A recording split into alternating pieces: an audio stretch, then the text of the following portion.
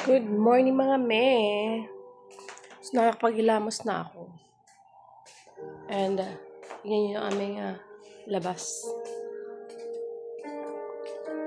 So, kahapon ay nakapagligpit na ako ng kaunti. Inayos ko na to. Dito ko na siya ilalagay. Kaunti na lang yung laman ng aking fuzzy wire. And, ito na lang din natira sa sa pinagbentahan ko.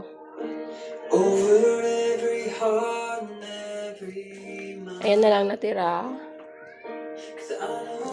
Sa bouquet ko, 3 na lang. And pero dito, ito, konti lang yung benta ko kasi hindi ko siya dinala. So, after ng birthday ni Ash, ito yung sitwasyon namin. So, mag 3 days na ngayon, tapos yung birthday niya. So, 14, 15, 16, 17. Ayan. So, ito pa rin. Ayan pa rin mga, andyan pa rin. Pero naglipit na ako ng iba. Ayan. So, ayan, ganyan yung setup lang natin.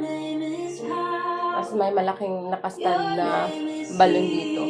So, tinanggal ko na.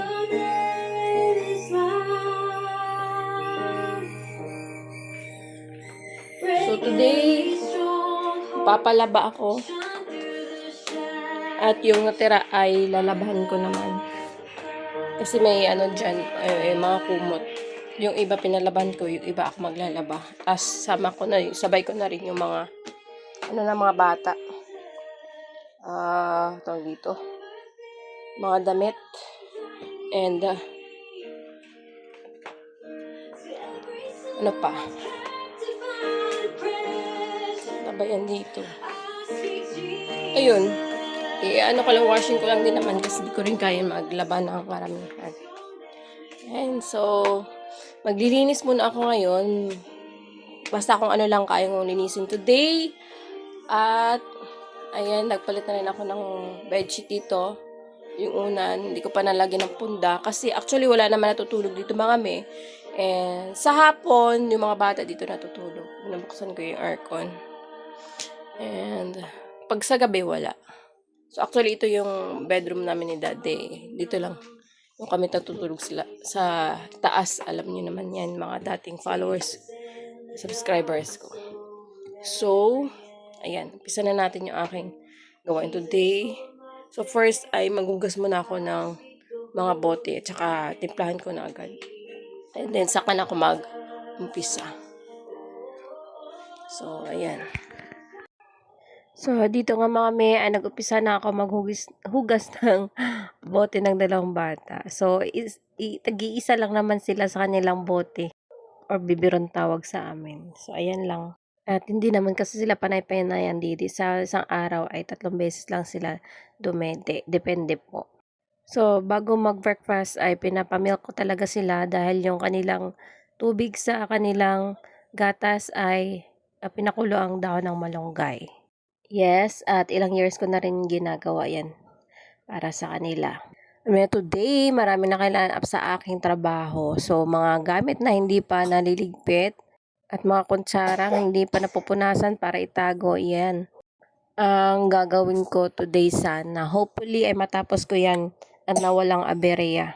So, dito ako sa sulok. Nakita niyo naman ako mga me. Sinasalansan ko yung aking mga pinaglalagyan ng mga ulam pag may okasyon. At sakto-sakto naman mga me ay naubusan na ako ng gasol. At di ko na problema mga me ay meron akong stocks. Ang daming stock. Meron akong stock ng isa para in case wala si Daday ay di ko na kailangan maggarag-garag. Dito ay nahirapan ako magkabit ng aking gasol. Kaya tumawag pa ako dyan kay Daday, hindi ko alam kung aking gagawin. Pero nakabit ko naman siya pagkatapos niyan. So, ayun. Pilang time ay dito na muna ako nagsaing talaga. Nagpakulo ng dahon ng malunggay dito sa aming sol. electric na lutuan. Ay, dito muna ako nagsalang sa amin. Although, nabuksan ko na at nakabit ko naman na yung aming gasol, okay na dito kasi nabuksan ko naman na dito.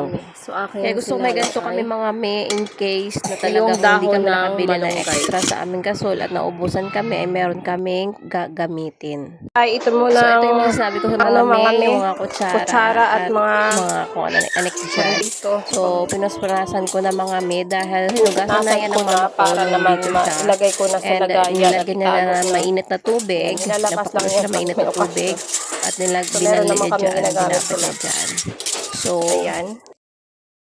For today mga me, yan lang muna mga me dahil sobrang dami at di ako makapag-video. Dami kong gagawin pa. So, aalis pa ako para naman magpa-laundry and mag-grocery kami ng kaunti. Yun. So, that's it for today. Bye!